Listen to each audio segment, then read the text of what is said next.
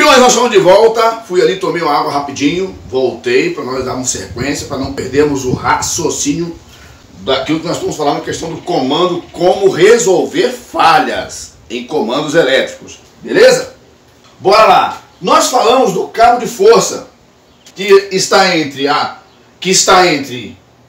fonte e a proteção, entre a proteção e o contator, entre o contator e o motor. E eu vou explicar os motivos, porque você tem que observar o cabo de força. Outros sim. Nesse comando tem alguma proteção adicional? Exemplo, tem um relé falta de fase? Relé, tá? Falta de fase. Esse carinha aqui, ó. Tá, você pode observar que o desenho que eu fiz é em bloco. Então nós estamos detalhando aqui as conexões. Beleza? Ele tem um relé falta de fase. Ele tem um sensor.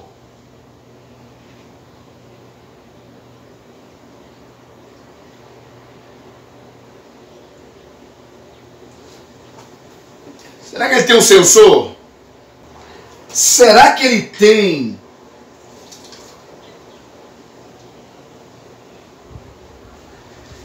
ele tem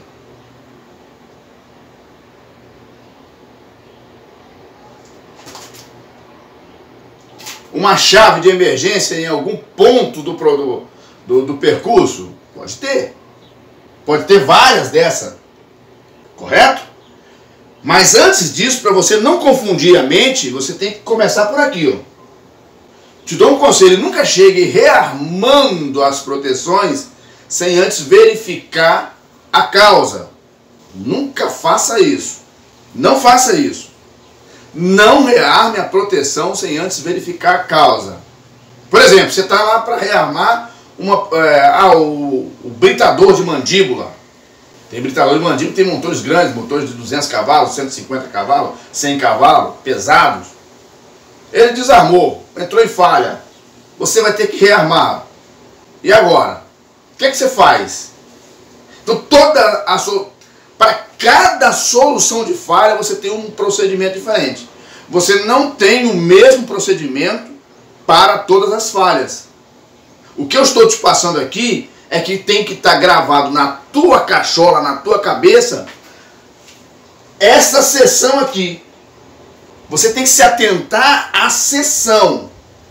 Se você não se atentar à seção, você se perde. Você perde o raciocínio interpretativo da falha. Vejo, aí o que os colegas fazem? Abre o quadro, tira as canaletas, começa a arrastar fio e às vezes a gente tem que ir lá.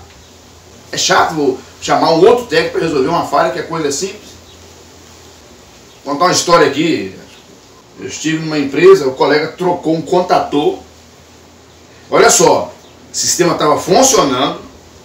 Ele simplesmente trocou o contator e não funcionou mais.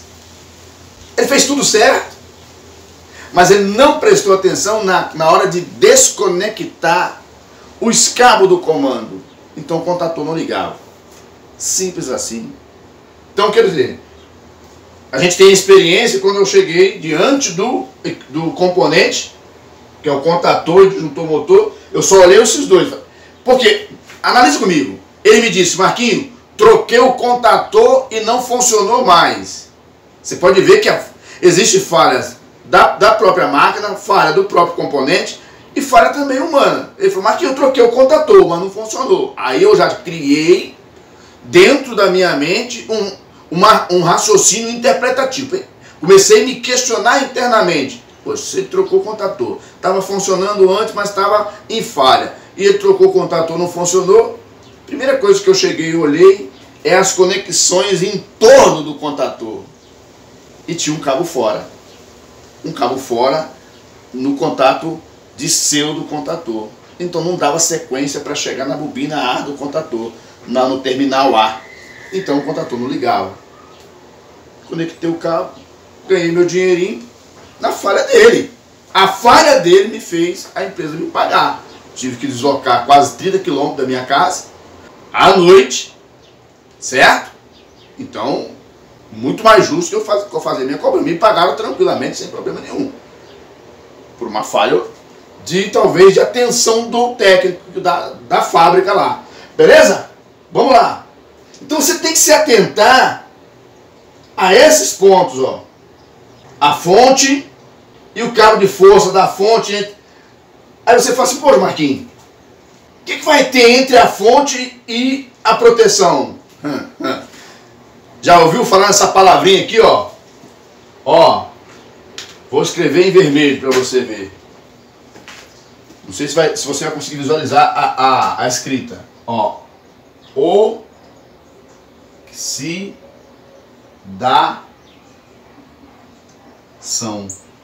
Já ouviu falar essa palavra? Oxidação é uma falha que ela não acontece todo dia, mas ela acontece. Ela não é uma falha que acontece todos os dias, mas acontece. E quando acontece, deixa muitos técnicos encabulados. Ele vem aqui, mede a tensão, pô, que beleza, que maravilha, tá top de linha. Vai ligar o equipamento não liga e desarma. Então, oxidação, às vezes no terminal, ele oxida por causa do aquecimento, tá? Ele vai ficando verde, vai ficando ressecado a isolação. E essa oxidação faz com que o equipamento também não conduza. Agora, há poucos dias eu resolvi uma falha dessa. Oxidou o cabo, aquecia e desaquecia por estar mal apertado, ele oxidou. Ao oxidar, ele anula a condução de tensão. Aí estava em duas fases. Como tinha um inversor instalado no local, o inversor estava acusando falta de fase. E realmente, quando eu medi com o alicate amperímetro, estava tendo ausência de fase. Desliguei tudo, desliguei a proteção entre a fonte e a proteção do inversor e corrigi essa oxidação. Refiz tudo de novo e voltou a funcionar novamente. Lembre-se, ó, oxidação, uma das coisas. Lembra-se, oxidação não é um tipo de problema que acontece sempre. Em algumas empresas, os colegas usam o medidor de temperatura nas conexões dos cabos. Por que eles fazem isso? Porque dependendo da temperatura naquele terminal, se tiver uma a mais do que a outra, com a temperatura acima, ele já vai tomar uma ação. Aquele terminal pode estar frouxo, porque aquece e desaquece. O cabo pode estar, por ter aquecido e desaquecido, ele pode ter afrouxado no terminal. Tem todas essas coisas que podem acontecer, que encabula ou buga, conforme diz a linguagem dos garotos aí, dos coleguinhas, dos jovens, ou bugou na mente dele. Então ele não vai conseguir. Pô, tá tudo certo, tá acontecendo o quê? Medir 380, às vezes você mede, o 380 ele é terrível. Você mede, você coloca a medição, pô, que beleza, tá dando 380, por que não tá funcionando? Certo? Bora lá. Vamos ver o seguinte, vamos fechar aqui para você assistir por parte essa videoaula, para você conseguir interpretar falhas em comandos elétricos e resolver de forma rápida e sem dificuldade.